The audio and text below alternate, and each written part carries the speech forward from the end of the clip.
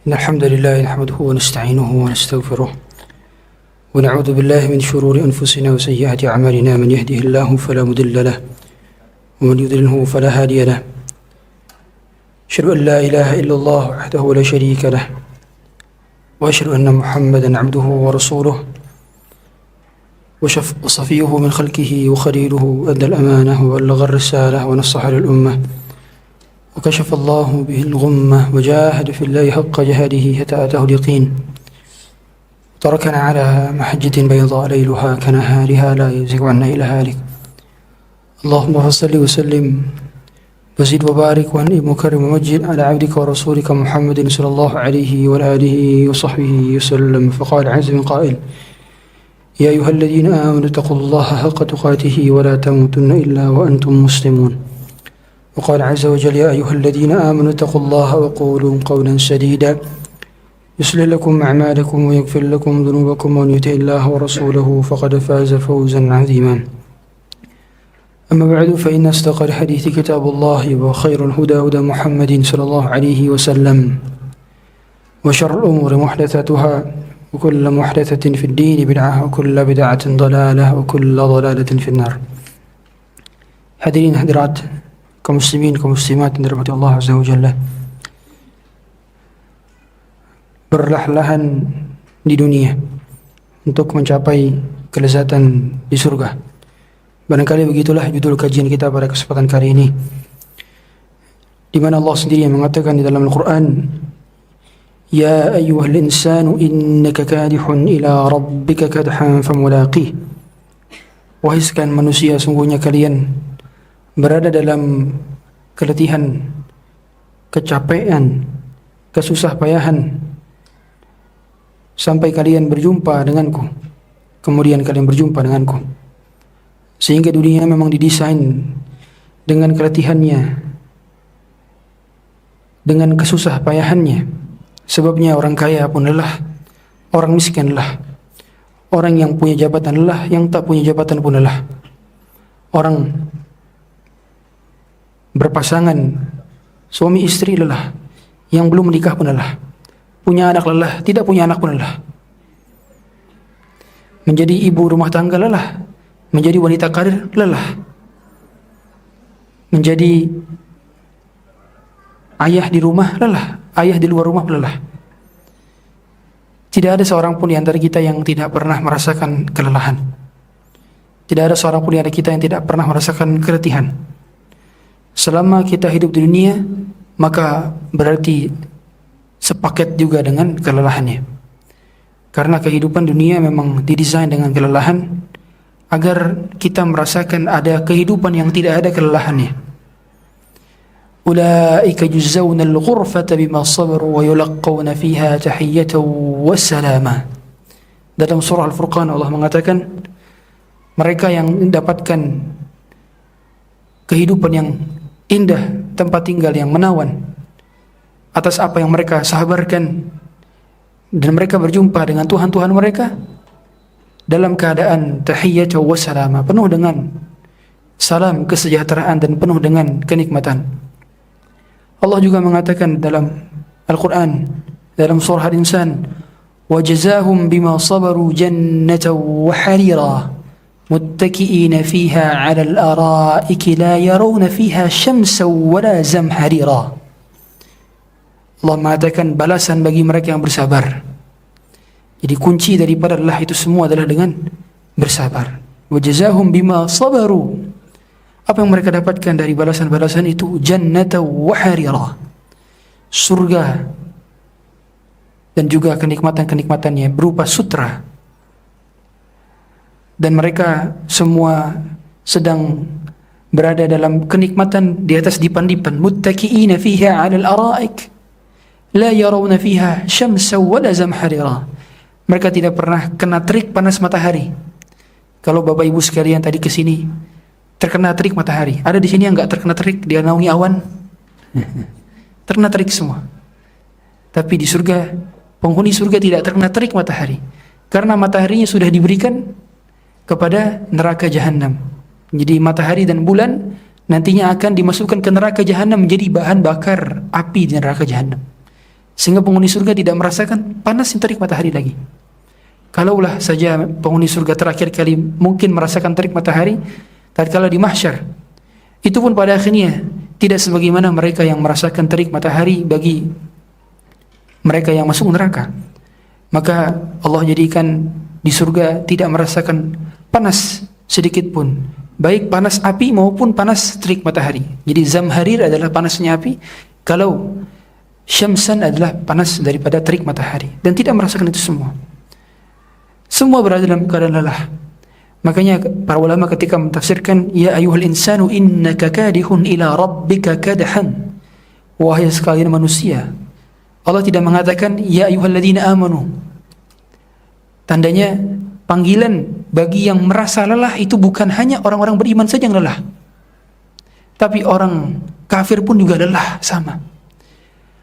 Mereka yang merasakan panas dan terik matahari dan uang yang banyak keluar ketika mereka mengepung kaum muslimin yang berada di Madinah selama hampir sebulan perang Khandaq, itu 10.000 pasukan sekutu yang berasal dari Quraisy, Bani Ghatafan, sekaligus juga Bani Nazir, kabilah Yahudi, yang mereka berkumpul 10.000 hampir sebulan di depan kota Madinah mengepung sampai persediaan makanan mereka habis.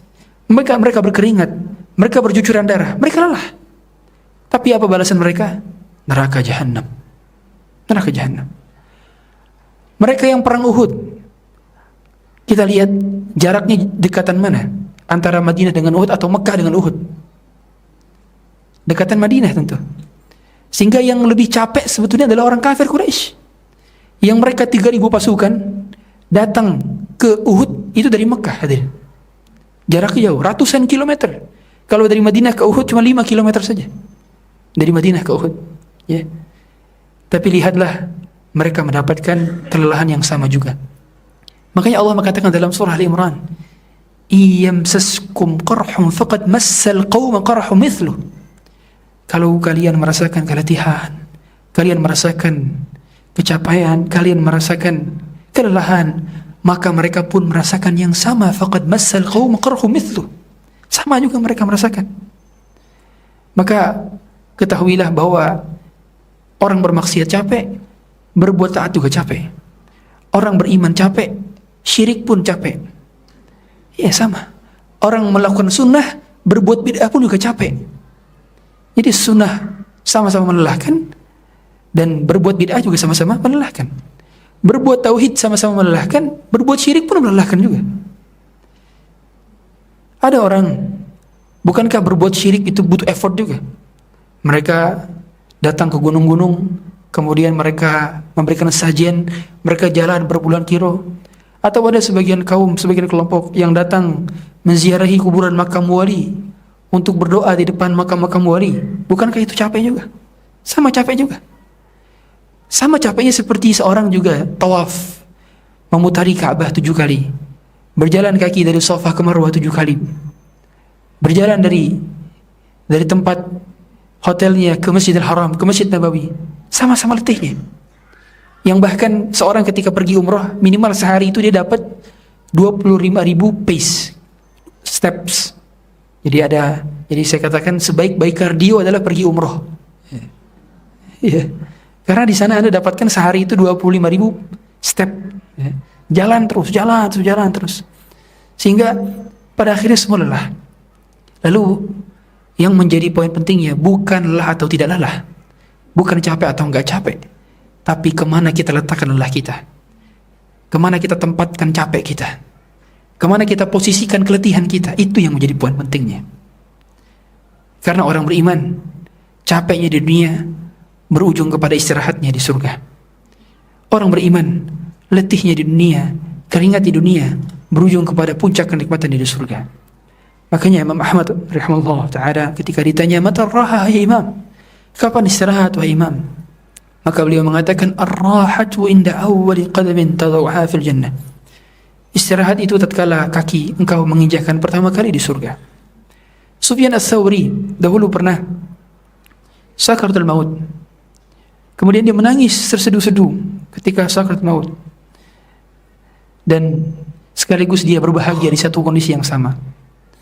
Ketika ditanya, wahai Imam, mengapa engkau demikian? Maka Imam mengatakan, diamlah wahai anakku, ketahuilah masa-masa lelah itu untuk ku nantikan masa-masa seperti sekarang ini. Sehingga lelahnya kemarin-kemarin yang ku habiskan untuk menuntut ilmu, ku habiskan untuk beribadah, ku habiskan untuk qiyamul lail, ku habiskan untuk menafkahi anak dan istri, ku habiskan untuk berjuang fisabilillah, itu untuk menanti kondisi saat-saat ini, untuk menantikan masa-masa ini, untuk menantikan detik-detik ini. Maka telah ku dapati kenikmatan itu di akhir-akhir daripada sakaratul maut. Sebabnya aku telah berlahan-lahan kemarin-kemarin di masa-masa yang lampau. Sehingga letihnya kita, capeknya kita untuk menantikan detik-detik sakaratul maut, untuk menantikan momen-momen ketika nyawa kita dicabut oleh Allah Azza wa Jalla. Maka berlelah-lelahlah, sebab semuanya pun lelah. Dikatakan oleh Al-Imam Al-Qayyim Al-Jauziyah dan Miftah Daris Sa'adah, beliau mengatakan sebuah ungkapan yang sangat indah. Apa yang beliau mengatakan? Qad ajma'a al-uqala'u kulla millah ala anna an-na'im la yudraku bin-na'im. Telah sepakat semua orang yang berakal bahwa kenikmatan tidak dapat diraih dengan kenikmatan. Kenikmatan tidak dapat diraih dengan kenikmatan. Wa anna man fatahu ar-rahah, siapa yang meninggalkan daripada kelezatan, kenikmatan, maka berarti dia tidak mau banyak berkorban. Sehingga kita mengetahui di dunia ini, bukankah nikmatnya tidur setelah badan lagi capek-capeknya? Bukankah nikmatnya makan ketika perut lagi lapar-laparnya? Bukankah nikmatnya minum ketika tenggorokan lagi haus-hausnya? Sama, puncak kenikmatan di surga adalah ketika kita sudah lagi capek-capeknya di dunia. Mengapa ada keletihan di dunia? Mengapa ada bala di dunia? Mengapa ada musibah di dunia? Sederhana, agar kita merindukan kampung halaman kita, agar kita merindukan surga Allah Azza wa Jalla. Yang kata Nabi SAW, asyadun nasi bala'an al-anbiya, thumma as-salihun, thumma al-amthal fal-amthal, fayubtala ar-rajulu ala hasabi dinih, wa in kana fi dinihi salabah zida fiha, wa in kana fi dinihi riqqatun khuffif an. Ketahuilah, orang-orang yang paling berat cobaan dan ujiannya, paling berat balaknya adalah para nabi dan rasul, kemudian orang-orang saleh berikutnya, kemudian orang yang semisal dengannya. Lihat, kalaulah ujian itu bagian daripada azab, kalaulah beratnya bala yang diberikan oleh Allah Azza wa Jalla kepada para nabinya bagian daripada kemurkaan, niscaya mereka tidak akan dimasukkan ke dalam surga. Tapi ternyata mereka adalah orang-orang yang dijamin masuk surga. Mereka adalah sudah ditempatkan tempat bagi mereka di surga. Tapi mengapa ujian mereka paling berat? Tapi mengapa letih mereka paling letih? Capek mereka paling capek. Kenapa? Karena memang dunia ini tidaklah lebih berharga dibandingkan setengah sayap nyamuk. Tidak lebih berharga daripada bangkai kambing di pinggir jalan. Yang Nabi SAW mengatakan, "Lau kanatid dunya ta'dilu 'inda Allah janaha ba'udah, ma saqa kafiran minha walau syarbata ma." Seandainya dunia senilai atau setara dengan setengah sayap nyamuk, maka Allah tidak akan memberikan minum seteguknya kepada orang kafir. Ternyata orang kafir bukan hanya minum seteguknya, tapi minum berteguk-teguk. Dan mereka hanya bukan minum, tapi mereka menikmati dunia dengan mobil mewahnya, dengan rumah megahnya, dengan kasur empuknya, dengan makanan lezatnya, dengan minuman penghilang dahaganya. Tandanya dunia tidak setara, tetapi lebih hina dibandingkan setengah sayap nyamuk. Lalu apa yang kita harapkan dari setengah sayap nyamuk ini? Bukankah setengah sayap nyamuk yang kalau saya jual kepada antum sekalian, antum tidak akan membelinya? Tidak akan membeli. Tidak ada seorang pun yang menjual setengah sayap nyamuk. Dan sekiranya dijual pun tidak ada orang yang mau membelinya. Karena balasan bagi orang beriman adalah surga Allah Azza wa Jalla. Balasan bagi orang beriman adalah melihat wajahnya. Balasan bagi orang beriman adalah tatkala bertemu dengan Rasulullah SAW di haudnya. Balasan bagi orang beriman adalah berjumpa dengan keluarganya di surga. Itulah balasan bagi orang beriman. Yang balasan bagi orang beriman rendah sekali apabila dihargai dengan dunia. Makanya Nabi SAW ketika beliau perang Hunain, beliau mendapati 20.000 unta. Satu unta itu dihargai 50 juta sampai 100 juta kalau harga sekarang. Silakan dikali berapa 20.000 unta itu. Miliaran. Bahkan mungkin ratusan miliar, mungkin hingga triliun. Tapi lihatlah bagaimana beliau membagi-bagikan itu tanpa menyisakan sedikit pun untuk keluarganya. Beliau bagi-bagikan. Sampai-sampai ada orang Badui yang datang kepada beliau sallallahu alaihi wasallam, "Ya Muhammad, i'tim malillahi alladhi 'indak." Wahai Muhammad, berikanlah apa yang Allah karuniakan kepada engkau. Berikanlah wahai Muhammad. Maka Nabi SAW pun memberikan wadiyani min ghanam, 2 lembah dari kambing. Hingga akhirnya orang ini pergi ke kampungnya mengatakan, berteriak, "Ya qaumi aslimu fa inna Muhammadan idza a'ta lam yakhsha al-faqah." Wahai kaumku, masuk Islamlah semua kalian, karena Muhammad kalau sudah memberi tidak takut miskin. Sehingga beliau terkadang memberikan hadiah kepada seorang padahal saudaranya lebih beliau cintai dibandingkan orang yang diberikan hadiah. Beliau memberikan hadiah justru kepada orang-orang yang baru masuk Islam, bukan kepada mereka yang sudah lama memeluk Islam, bukan kepada para Ansar yang sudah setia menemani perjalanan hijrah beliau, perjalanan perangnya beliau, perjalanan hidupnya beliau berada di Madinah. Tapi Ansar tidak sama sekali mendapatkan satu unta itu. Jangankan satu unta itu, satu tusuk daging unta yang disate saja tidak mendapatkannya, apalagi satu untanya. Yang Nabi SAW kemudian mengumpulkan mereka karena ada sekelintingan bahwa orang-orang Ansar mengatakan bergerutu, laqiya Rasulullah SAW qaumah. Nabi SAW telah berjumpa dengan kaumnya hingga lupa sama kita nggak diberikan apa-apa. Tatkala itu Nabi SAW berikan kepada para sahabat yang baru masuk Islam. Abu Sufyan dan keluarganya diberikan 300 ekor unta. Nadhr bin Harith, Malik bin Auf, Hakim bin Hizam diberikan masing-masing 100 ekor unta.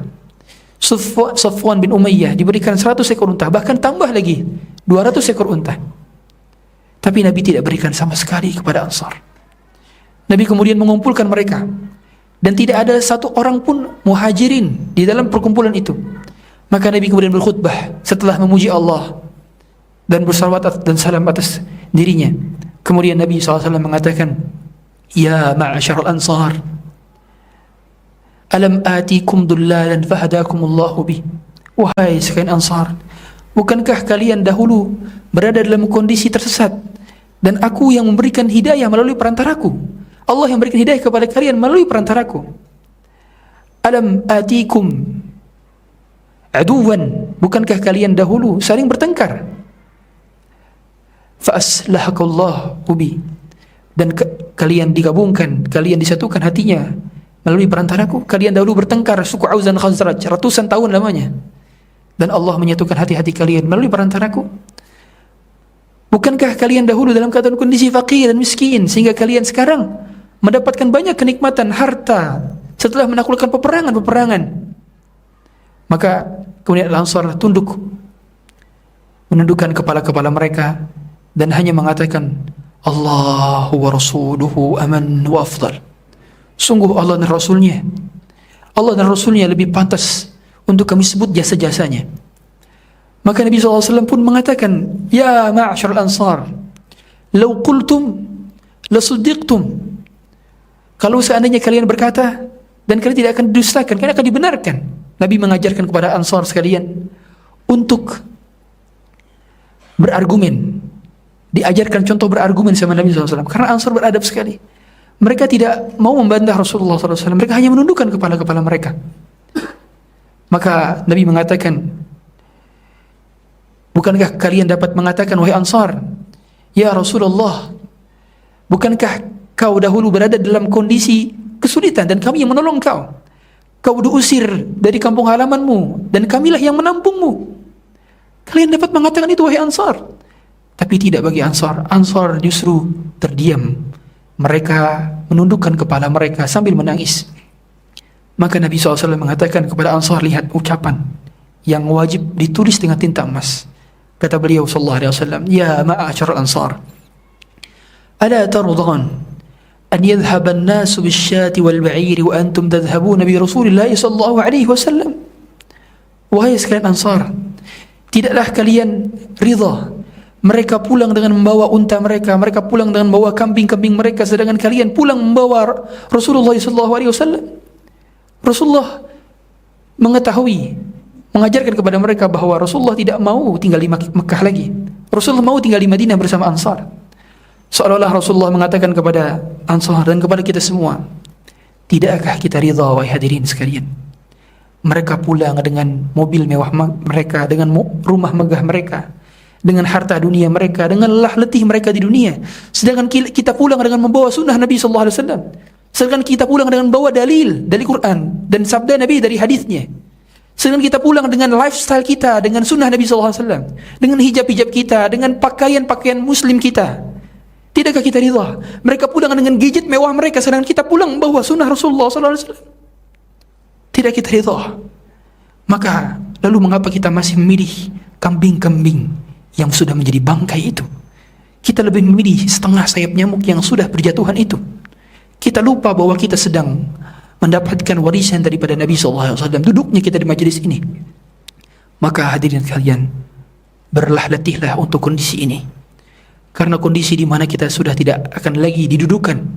Kalau sekarang saya dipersilakan duduk dan hadirin pun duduk, maka nanti di hari kiamat tidak ada seorang pun yang dipersilakan duduk. Yauma yaqumun nasu lirabbil alamin. Hari di mana manusia berdiri di hadapan Allah Azza wa Jalla. Berdiri. Tidak ada seorang pun yang duduk di sana. Yang semuanya sedang menanti keputusan Allah Azza wa Jalla 40 tahun lamanya. Barulah Allah datang bersama para malaikat. Wa jaa'a rabbuka wal malaku saffan saffa. Allah kemudian mendatangkan neraka Jahannam. Yauma idzi yu'ta bi Jahannam ma'a 70,000 zimamin, ma'a kulli zimamin 70,000 malakin yajurrunah.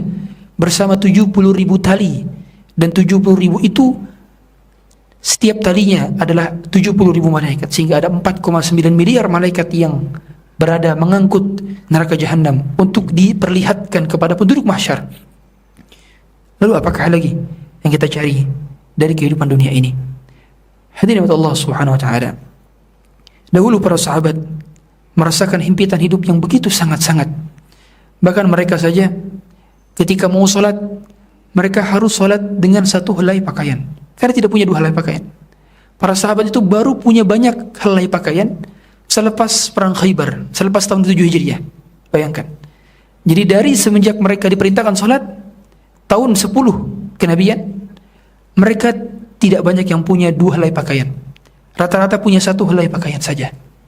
Makanya Mus'ab bin Umair ketika itu beliau diwafatkan dalam keadaan satu helai pakaian di tubuhnya. Ketika kain kafan ditarik ke kepalanya, maka kedua kakinya tersingkap. Ditarik ke kakinya, maka kepalanya tersingkap. Satu helai pakaian. Makanya para ulama mengatakan, ketika seorang fakir miskin, maka sah satu helai pakaian yang digunakan untuk kain kafan. Sah. Meskipun bagi laki-laki ada 3 helai pakaian, dan bagi wanita adalah 5 helai pakaian. Tetapi lihatlah bagaimana susahnya para sahabat. Pernah bertanya kepada Nabi SAW, ya Rasulullah, apakah kami sah salat dengan satu helai pakaian? Maka Nabi alih-alih menjawab pertanyaan, Nabi justru menanyakan balik pertanyaan itu. Nabi mengatakan, awalikullikum thawban. Memangnya kalian ada yang punya 2 helai pakaian? Subhanallah. Hanya 1 helai pakaian. Dan terbayang seperti apa? Yang kalau mereka mau sholat dan baju mereka kotor, mereka harus menunggu dulu, menjemur baju mereka dulu untuk menunggu sholat waktu kembali. Saking sulitnya. Begitulah kehidupan para sahabat. Mereka lelah. Tapi Abu Jahal pun lelah juga. Lelah yang sama yang dirasakan oleh Abu Jahal. Lelah menghina Nabi, mencerca Nabi, lelah memboikot Nabi. Itu pula yang dirasakan oleh Qarun. Itu pula yang dirasakan oleh Haman. Itu pula yang dirasakan oleh Fir'aun. Itu pula yang dirasakan oleh Ubay bin Khalaf. Itu pula yang dirasakan oleh Abu Lahab. Itu pula yang dirasakan oleh istrinya Abu Lahab. Mereka semua pun berada dalam kelelahan. Maka hadirin sekalian dari Allah Subhanahu wa taala, jadilah lelah kita untuk lillah. Karena yang menjadikan lelahnya untuk lillah maka dia akan berjumpa dengan kenikmatan yang Allah katakan dalam surah Ar-Ra'd, jannatu adnin yadkhulunaha wa man salaha min abaihim wa azwajihim wa dhurriyyatihim wal malaikatu yadkhuluna 'alaihim min kulli babin salamun 'alaikum bima sabartum fa ni'ma uqbad dar. Tatkala mereka masuk surga Aden, para penghuni surga masuk surga Aden, yadkhuluna 'alaihim min kulli bab, malaikat pun masuk ke pintu-pintu mereka. Mereka masuk, para manusianya, orang berimannya, dengan anak-anak mereka, dengan istri-istri mereka, dengan pasangan-pasangan mereka, dengan keturunan mereka. Dan kemudian malaikat mengatakan kepada mereka, salamun alaikum bima sabartum. Salam tercurah limpahkan kepada kalian, wahai penghuni surga, atas apa yang dahulu kalian sabarkan. Sehingga ucapan pertama kali penghuni surga ketika masuk ke dalam surga apa? Selain Masya Allah, idh dakhalta jannataka qulta Masya Allah. Pertama kan Masya Allah. Yang kedua adalah Alhamdulillahilladzi hadana lihada wa ma kunna linahtadiya laula an hadanallah. Itu kalimat pertama yang diucapkan orang ketika masuk surga. Dan kemudian mereka mengatakan alladzi ahallana daral muqamati min fadlihi la yamassuna fiha nasab wa la yamassuna fiha lughub. Yang telah mempersilahkan kami untuk menikmati menjadi mukimin di surga, yang kami tidak merasakan keletihan juga kecapean. Kata para ulama, nasabun itu adalah keletihan ketika sedang bekerja. Kalau lughub adalah keletihan selepas bekerja. Jadi kita kan ketika bekerja, ketika ibu-ibu misalkan lagi cuci piring, lagi masak, lelah masaknya. Habis masak lelah lagi. Ya. Scrolling lelah lagi. Ya. Lelah. Dan di surga tidak ada kelelahan pra, ketika, dan pasca, tidak ada. Tidak ada kelelahannya. Bahkan bukankah hadirin sekalian, pernahkah hadirin sekalian tidur seharian dan lelah? Tidur aja bisa lelah. Pernahkah sekalian hadirin sekalian kepada Allah Subhanahu wa taala, kita enggak ngapa-ngapain, orang aja mempraduga kepada kita. Lelah bukan? Lelah. Ya. Bahkan diamnya kita dapat menimbulkan prasangka di dunia ini. Hadirin, diamnya kita dapat menimbulkan prasangka. Lalu apa yang kita harapkan dari kenikmatan dunia? Apa? Gak ada. Berbicaranya kita menimbulkan prasangka, diamnya kita menimbulkan prasangka juga, bukan? Ya. Pernah gak teman-teman di sini hadirin sekalian, diamnya digibahin? Kalau diamnya digibahin, apalagi berbicaranya? Kebayang ya? Ini gak ada yang kita harapkan dari kenikmatan yang fana dunia. Karena kalau diamnya kita saja pun mendapatkan respon buruk dari orang, apalagi sikapnya kita. Maka ketahuilah hadirin sekalian oleh Allah Subhanahu wa taala, tidak ada seorang pun di dunia yang tidak pernah merasakan kelelahan, dan puncak daripada kelelahan itu adalah sebetulnya adalah kemaksiatan. Yang menjadikan kita burn out, yang menjadikan kita capek, yang menjadikan kita enggak tahu lagi mau ngapain adalah maksiat dan dosa. Makanya Allah Subhanahu wa taala mengatakan kepada nabinya sallallahu alaihi wasallam dalam Quran, "Wa wada'na 'anka wizrak." Dalam surah apa? Surah Al-Insyirah. "Wa wada'na 'anka wizrak." Yang Allah di sini kita tahu di surat sebelumnya atau setelahnya itu ada surah Ad-Duha, ya kan? Surah Ad-Duha. Dan kemudian surah Al-Insyirah. Allah mengatakan wa wada'na 'anka wizrak, dan kami yang meringankan beban engkau berupa dosa engkau. Subhanallah. Allah mengatakan kepada Rasulnya yang ma'sum, enggak ada dosanya. Sehingga para ulama mengatakan bahwa kalaulah Allah memperingatkan kepada Nabi sallallahu alaihi wasallam, yang membuat beban hidup kita adalah bukan hutang. Beban hidup kita bukan punya anak banyak. Beban hidup kita bukan, boleh jadi bukan adanya percecokan dalam rumah tangga. Beban hidup kita bukan punya orang tua yang sekarang masih kita asuh, masih kita nafkahi, masih kita urus. Bukan, beban hidup kita bukan itu. Beban hidup kita adalah dosa, kata Allah Azza wa Jalla. Wa wada'na 'anka wizrak.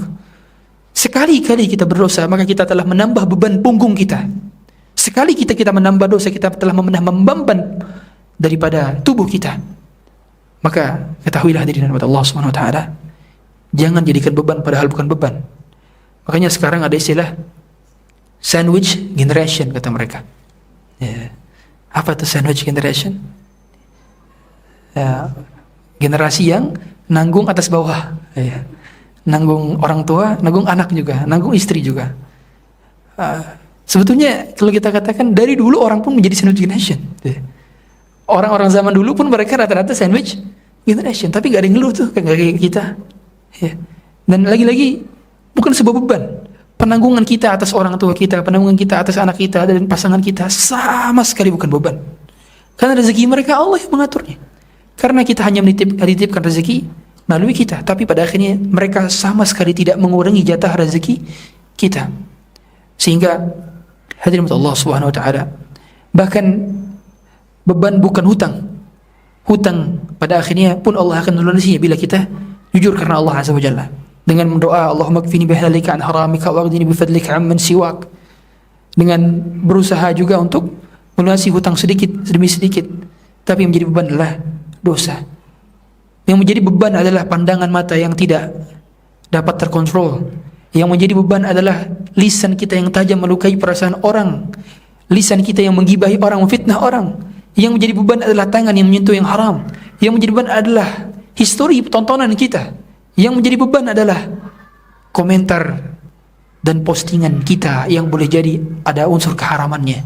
Itulah beban-beban utama.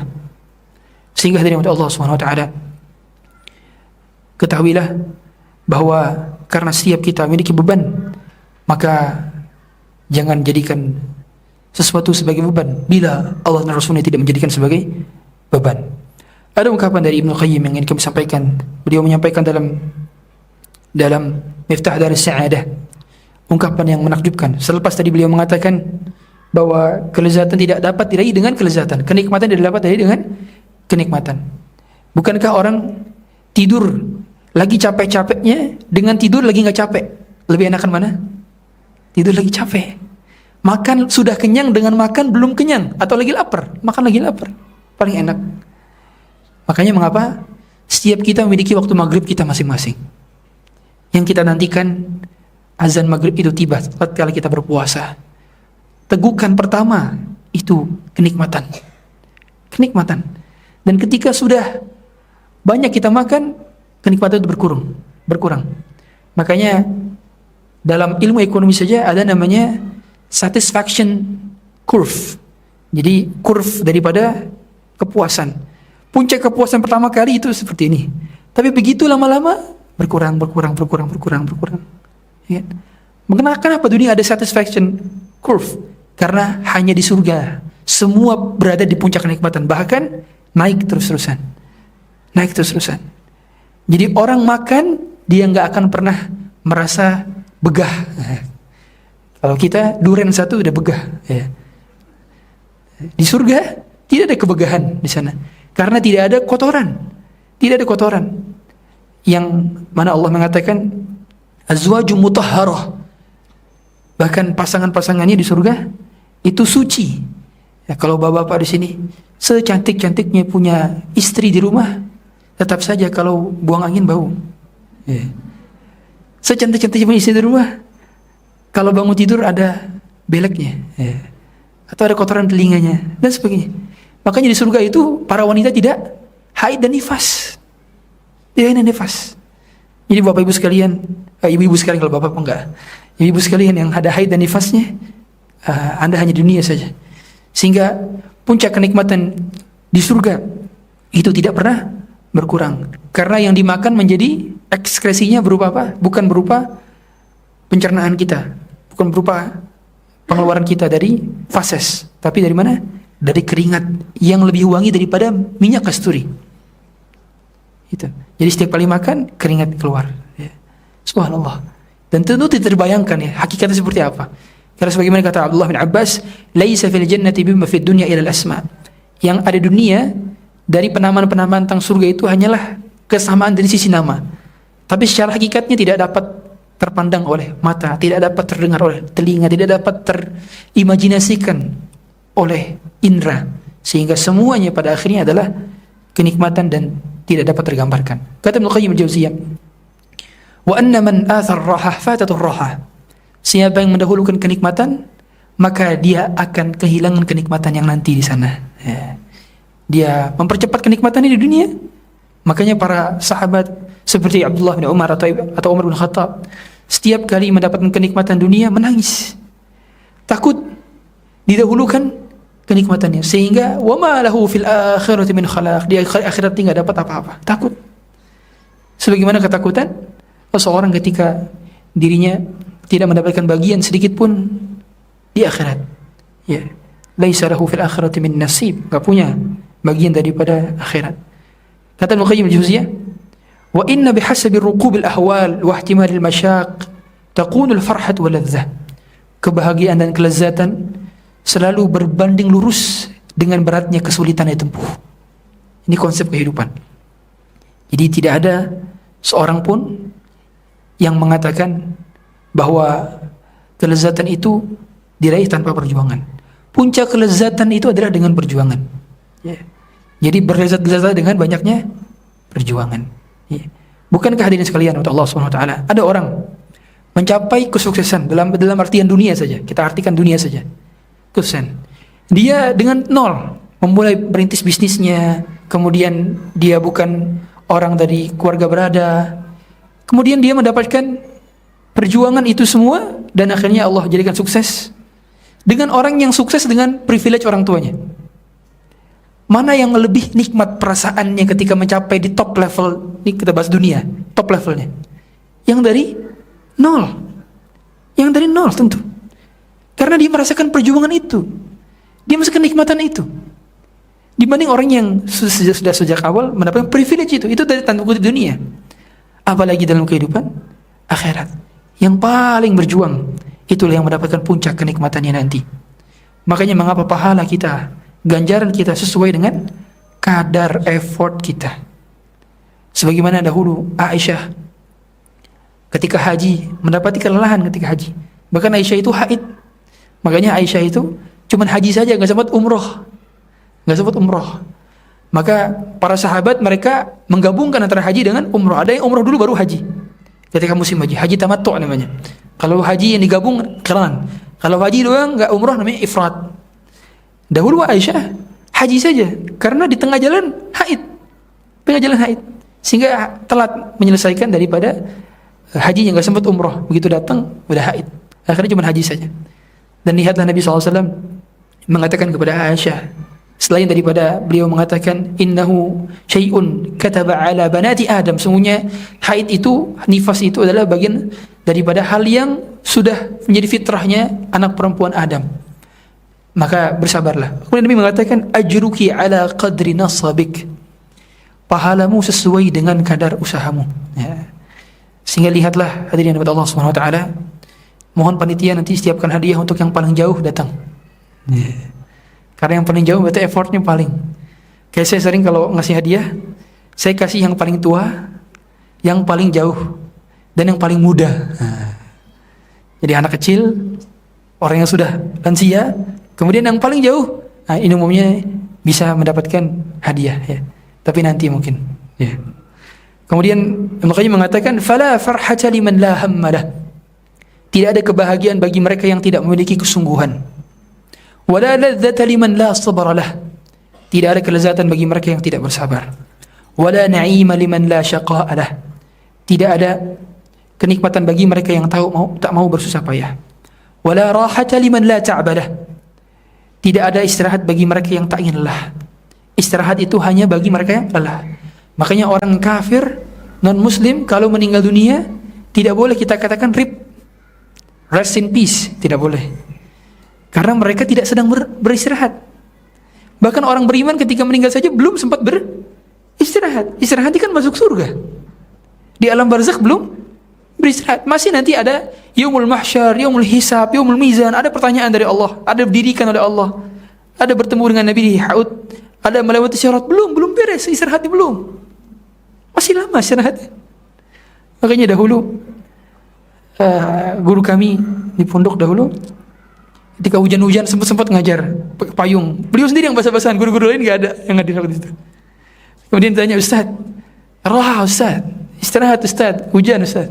Jadi kan waktu itu zamannya ini pas santri senang kalau libur di kelas nggak ada guru, senang. Subhanallah. Kami mengatakan Ustaz Allah Ustaz. Lalu kami bilang rahimahullah sudah meninggal. Ustaz Tasbih. Kata beliau, ar-rahatu fil jannah. Istirahat saya hanya di surga. Subhanallah. Itu terngiang-ngiang apa saya.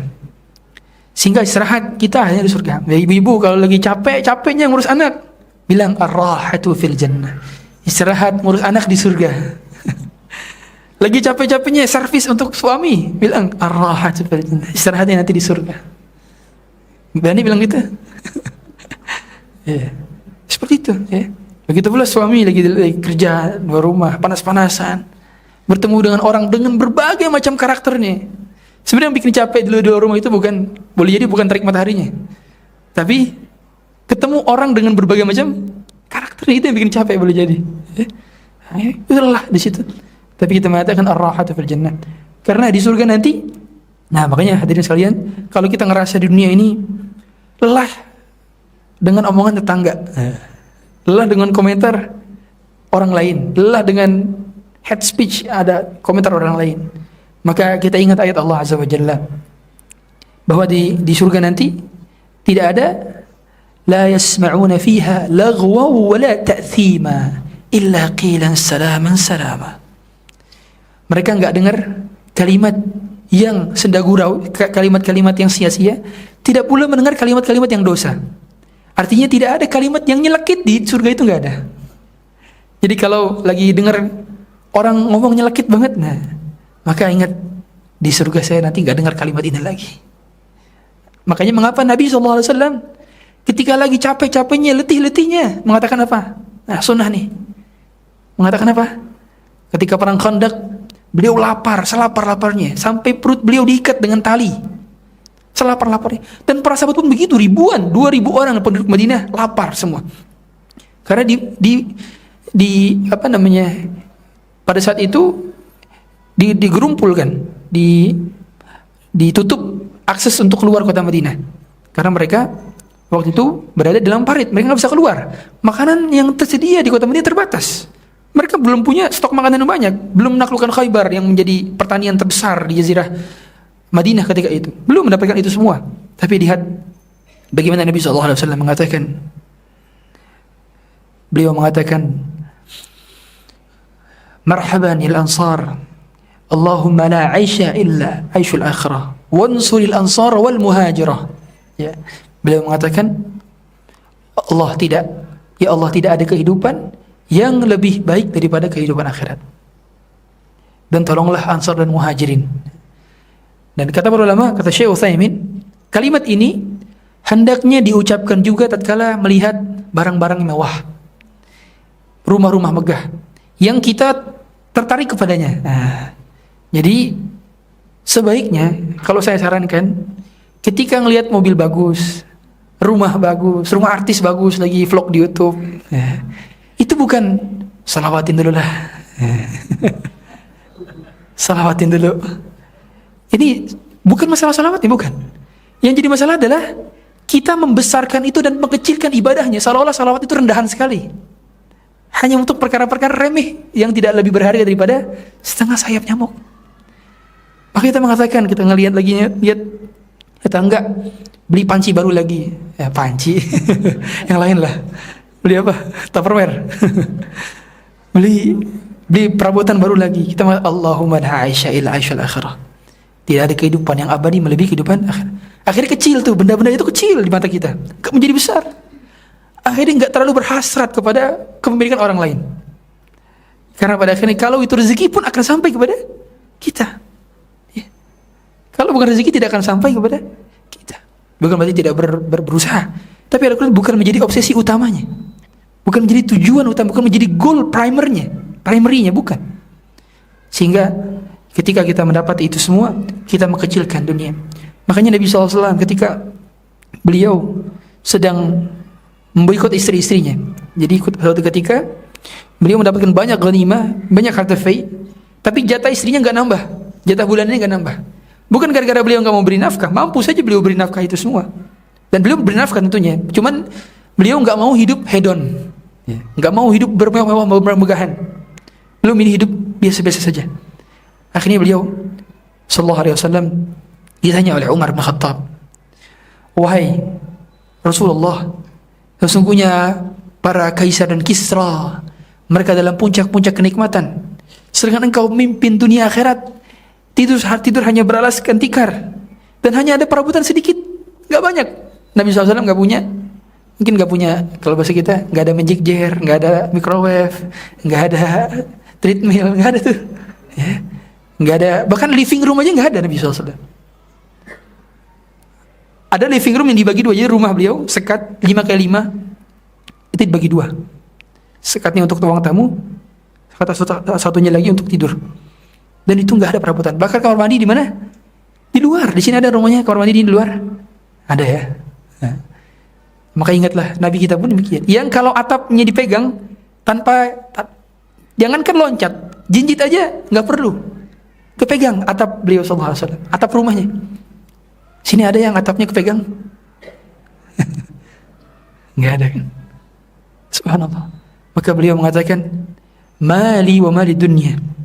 Apa kepentinganku terhadap dunia? Innama ana wa mathalid dunya karakibin istadhalla tahta syajaratin thumma raha fatarakaha. Aku di dunia hanya seperti seorang musafir sedang berkelana dan istirahat sebentar kemudian melanjutkan lagi perjalanan. Sehingga pada kesimpulan kali ini yang ingin sampaikan sebelum kami tutup, dan semoga kami buka tanya jawab, bahwa Allah menginginkan kita bercapek-capek di dunia. Allah menginginkan kita berlah-lahan di dunia. Tapi bukan lelah dalam kemaksiatan, bukan lelah dalam kebid'ahan, bukan lelah dalam kesyirikan, tapi lelah dalam ketaatan, lelah dalam menjemput ridhanya. Makanya Allah Subhanahu wa taala mengatakan dalam sebuah hadits qudsi, tatkala orang-orang yang berada di Arafah, mereka berkumpul di Arafah menggunakan pakaian ihram mereka, maka Allah Subhanahu wa taala mengatakan, "Unzuri ila ibadi atuni syu'than ghubran." Lihatlah kepada hamba-hambaku. Maka Allah menyebut nama-nama orang-orang yang berada di Arafah, disuruh malaikat-malaikat itu memperlihatkan mereka. Yubahi malaikatah. Allah membangga-banggakan hamba-hambanya yang Allah berada di Arafah. Semoga kita 1446 bisa haji. Ya. Di Arafah, tanggal 9 Zulhijjah punya cita-cita di Arafah. Tanggal 10 Zulhijjah punya cita-cita bermabit di Muzdalifah. 11, 12, 13 bermalamkan dengan tenda-tenda di Mina sambil melempar jamarat setelah zawal. Kan cita-cita. Karena itu adalah perjalanan terindah yang sulit diungkapkan dengan kata-kata. Makanya para suami, hadiah istri itu bukan mobil sekarang, tapi tiket haji furoda. Ya.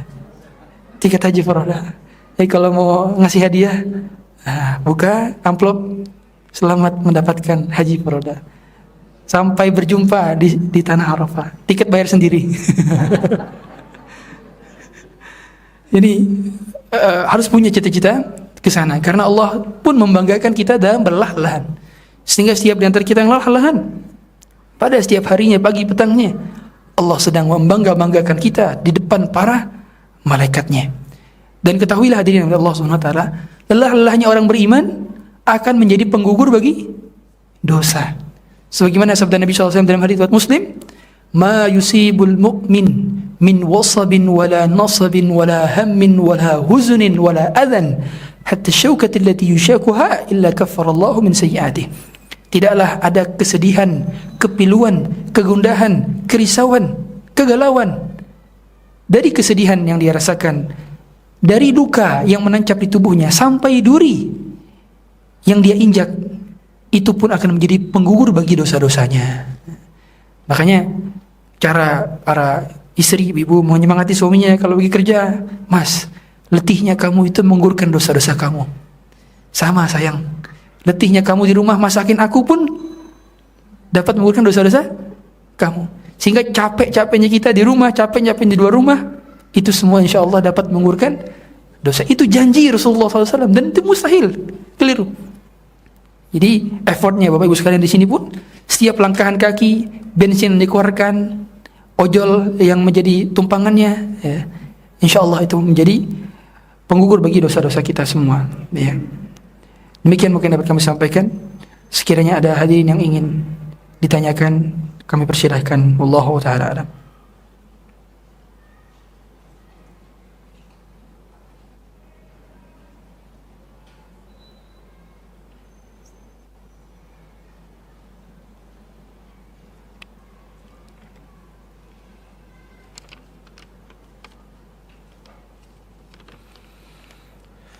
Pertanyaannya estafet katanya. Estafet pertanyaan. Jika seorang ibu berlatih-latih untuk membangunkan anak tiap pagi untuk sholat subuh dan terkadang menimbulkan kesalahan dan kemarahan, pertanyaannya bagaimana solusi agar anak rajin sholat tanpa disuruh? Apakah hal tersebut adalah merupakan manifestasi dari dosa maksiat yang dilakukan oleh ibunya orang tuanya? Hadirin Allah Subhanahu wa taala. Allah memerintahkan dalam surah Taha, wa'mur ahlaka bis-salati wastabir 'alaiha. Suruhlah keluargamu salat dan bersabarlah. Artinya menyuruh anak salat itu bukan sekali dua kali, tapi program dan kurikulum harian. Nyuruh anak salat. Dia adalah jadwal harian yang kita masukkan ke dalam agenda daily basis, daily routine, daily activity. Masukkan. Karena Allah yang perintahkan, suruhlah keluargamu salat dan bersabarlah.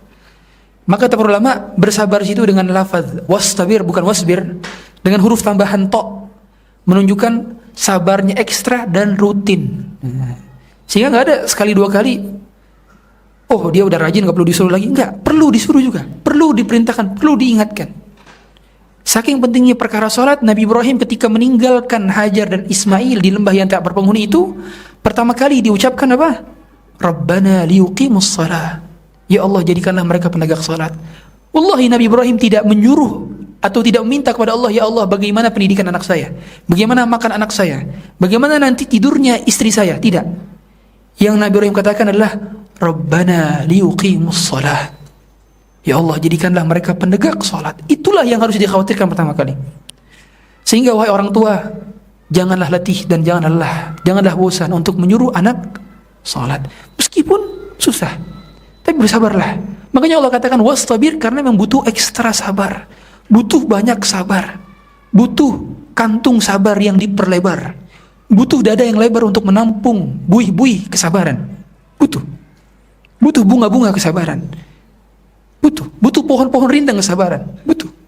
Karena bagaimanapun kita ingin bertemu dengan mereka di surga. Kita tidak ingin masuk surga sendirian. Karena orang yang sama-sama soleh, sama-sama taat, keluarganya akan dikumpulkan ke dalam surga selevel, meskipun awalnya enggak selevel.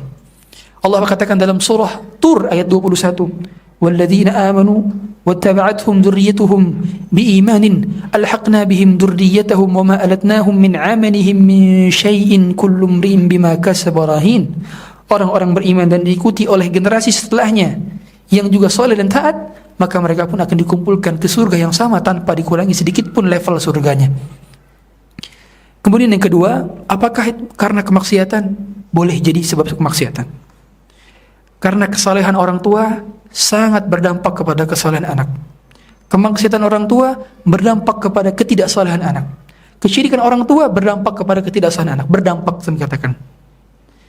Makanya para sahabat, para ulama, para tabi'in, sebagaimana Sa'id bin Musayyib, beliau pernah mengatakan kepada anaknya, inni la azidanna rak'atan fi salati min ajlik. Wahai anakku, sungguh aku menambah jumlah rakaat salat sunnahku demi kesalehan engkau, demi kebaikan engkau. Subhanallah. Betapa sering kita mengetahui bahwa kisah daripada anak yatim yang dibangun kembali rumahnya, ditinggalkan pondasinya disebabkan karena kesalehan kakeknya, bukan orang tuanya, kakeknya. Bukan kakek langsung lagi, tapi kakek ketujuh lagi. Makanya kata para ulama, kesalehan kita dapat memberikan manfaat kepada 7 turunan. 7 turunan.